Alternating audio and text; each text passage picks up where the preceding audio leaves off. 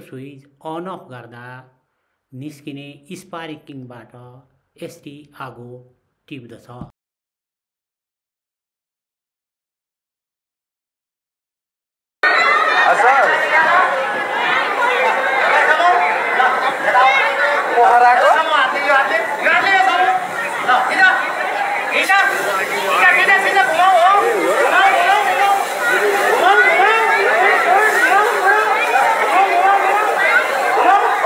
यसरी हाम्रो घरमा भएको बिजुलीको स्विच अन अफ गर्दा निस्किने स्पार्कले छिटो बल्ने वस्तु कोठामा पोखिएको छ, फैलिएको छ भने बत्ती बल्दा छिटो बल्ने वस्तुमा यसरी टिप्न जान्छ।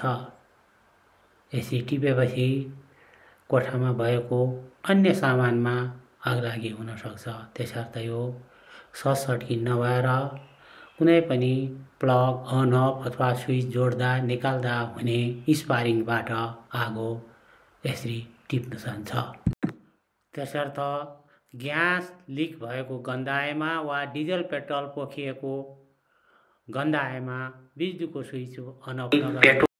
पेट्रोल पोखिएको भएमा पेट्रोलमा समातेर यसरी एकैसाथ धमाका साथ आग लाग्छ भने, त्यस्तै नजिक कोठामा ग्यास लिक भएको छ भने ग्यास सिलिन्डरमै वा कोठामै पुरै आगलागी हुन सक्दछ।